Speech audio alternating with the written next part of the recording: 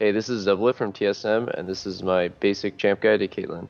Caitlyn's actually a pretty big monster in solo queue right now because she's so lane dominant. Like, they didn't really change her big strength, and that is controlling the wave by pushing them in and then poking them with your high range. And because of that, she's actually really strong in solo queue, and the only weakness she has is getting ganked. They did nerf her E a little bit and shave some of the distance that you travel with it, but that's totally okay because, I mean, you have so many more trinket wards than you did before, and you have a lot more traps as well. So you should be able to bully lane, and out of that, just try to snowball and play safe. Like, the worst thing you can do on Caitlyn is die after getting a lead. So just play safe and play smart, and just sieging towers is the easiest way to win solo queue.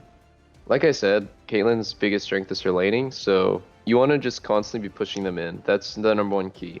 People will tend to have a harder time last hitting under pressure when the tower is hitting them. Also, when they're under tower, you have full vision of the support and AD. It's a lot harder to get hooked or jump from the brush. Once they're trying to CS under tower, you should also be able to poke them with your high auto attack range. And it's just really straightforward. Once you get the push, you look for harass. Also, once you get the push, you can go look for like deep wards or just, go roam with your support to go siege mid. There's like a lot of options that you have. And if you're getting ganked a lot, try to put traps in the brushes instead of in the middle of the lane. And then once the jungler walks in the brush to try to gank you, then you'll have vision of him.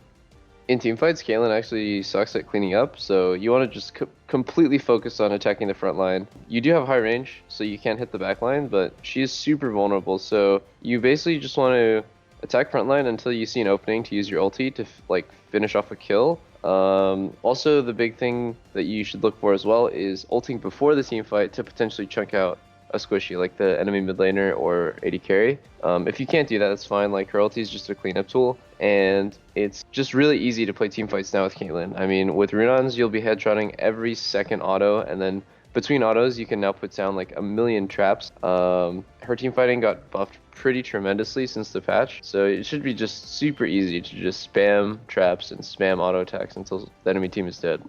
Caitlyn can synergize with pretty much every support, which sounds really stupid, but like, if you play with melees, you can potentially all in, and if you play with range champions, then you can poke harder.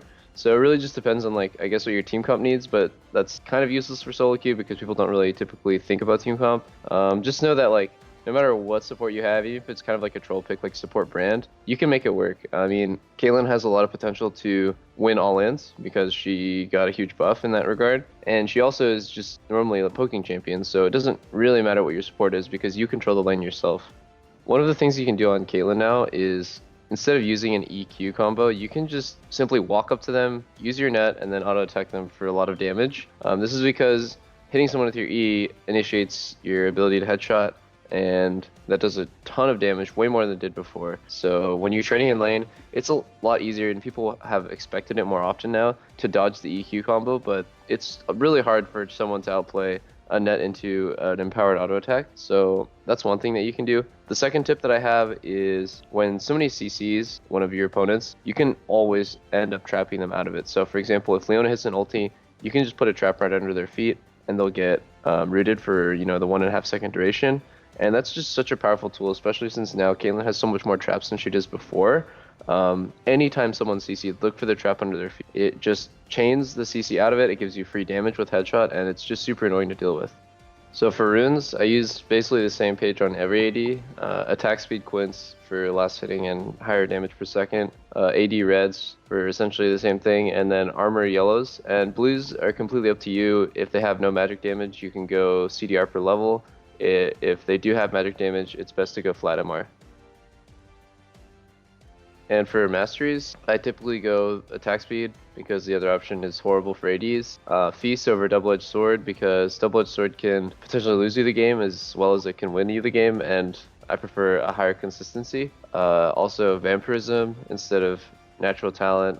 Natural talent actually really sucks mathematically. Like, at level 18, it doesn't give you nearly as much AD as it did before. I go Bounty Hunter for essentially solo queue, you'll be able to get more kills than in a competitive game where you're probably limited to like only a couple options. Battering Blows because you don't do magic damage, you do physical damage. And then lastly, Warlord's Bloodlust because you'll be rushing IE. Usually ADs tend to go cutting, so they'll do 18-12-0, but I go 18-0-12 because I believe in extra combat stats. So I'll do Recovery for laning, and then Tough Skin also for laning, and then Veteran Scars because you typically don't have any extra shields or healing when you're running a team comp with Caitlyn, but this is completely up to you actually.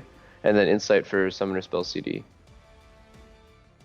The big thing that changed since the 5.22 patch is your skilling order. You always maxed Q first, but then previously you would have maxed net. Now you max traps because you can put down 5 traps at rank 5, and maxing net has been nerfed pretty significantly, so you max Q, it's your basic nuke, and then you max W, and lastly you max E, and you just put points in your ulti whenever you can. So also since the 5.22 patch, there's not a cookie cutter item build past like 2 or 3 items, and because of that I'm just going to talk about like the basic first 2 items, and then the rest of the items that you can go depending on the situation.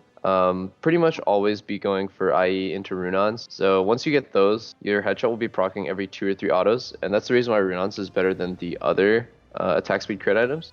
After that, you can go, the Last Whisper equivalent, which is now called Lord Dominic's Regards, or you can go BT if you need survivability, or you can go Mercurial if they have a lot of magic damage. It's really just up to you. You can even go a second crit item if you have like a Janna on your team that increases your AD and then you just want to crit more. Since the new patch, there's just so many options. You want to stray away though from like the weird items. A lot of AD carries, they go Death's Dance, and that item kind of sucks. But yeah, essentially between Lord Dominic's Regards, Bloodthirster, Mercurial Scimitar, you should be choosing between one of these 3. Thanks for watching my guide on Caitlyn, and check out more content like this at lawclass.com.